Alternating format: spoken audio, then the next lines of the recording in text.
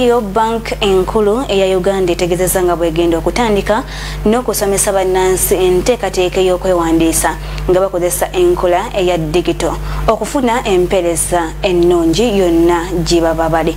Bino byonna birambikiddwa omukulu Makayi Awom bw'abadde atongoza enkola eyokusasulira safe border nga bayita ku safe border oba nga bayita ku nkola emanyiddwa nga safe border e-payment system ng'omukolo guno gubadde ku kisaawe Kololo.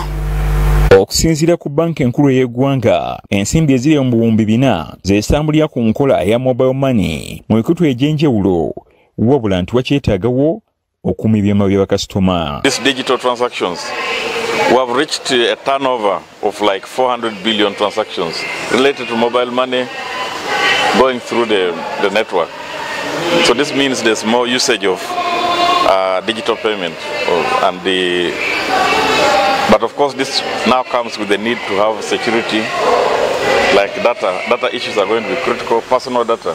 Makayi Awom avunaanyizibwa ku nsonga z'ebyensasula mu banki ya Uganda enkulu ategeezezza nti bannayuganda abawerako bettanidde nnyo enkola y'okutambuliza ensimbi ku mutimbagano wabula nti bangi ku bo bakyetaaga okusomesebwa ku ngeri y'okweyisaamu enkola nga zino. We have a strategy for financial literacy for Uganda, and our focus now is on digital financial literacy.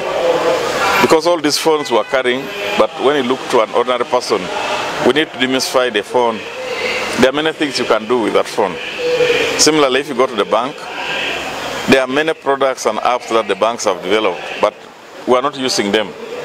So to encourage usage of this new technology, ideas, we need to make sure that the public is with us, we educate them, bring them closer so that they can use the services.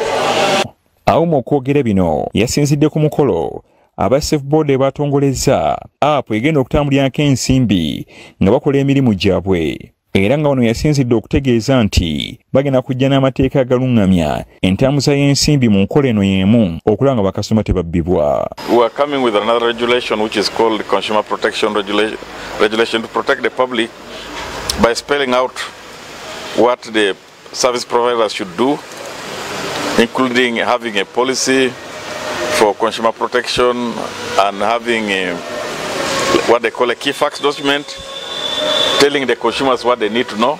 Onagamba nti wawo n'etteeka eryafulumizibwa gye buvuddeko erya National Payment System Act nga lino lyakuyamba nnyo okulaba ng'ensimbi zonna ezitambulira ku mutimbagano teziba ku buzibu bwonna. Since 2009, since the advent of mobile money, we have had many other derivative products that have come out.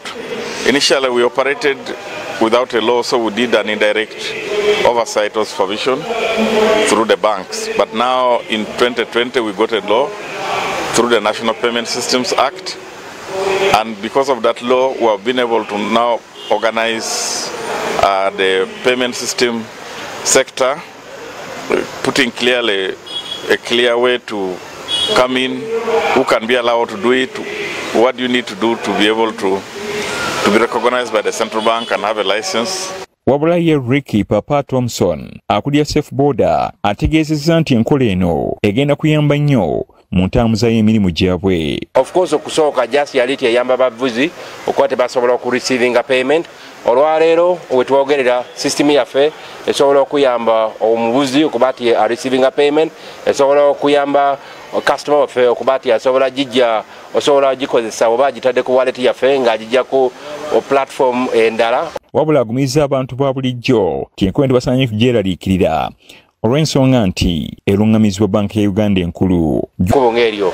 So tuli basanyufu nnyo ti at least Bank of Uganda etukwatiriddeko ne tuwa ekitukiriza okuba ati tweyongerayo okuweereza bana Uganda. So we are regulated by Bank of Uganda. So muna Uganda yenna aleme okuba ati yeralikirira kubanga tugobera amateeka. Julius Muhumuza yakusakidde eggulire lino ku Radio TV.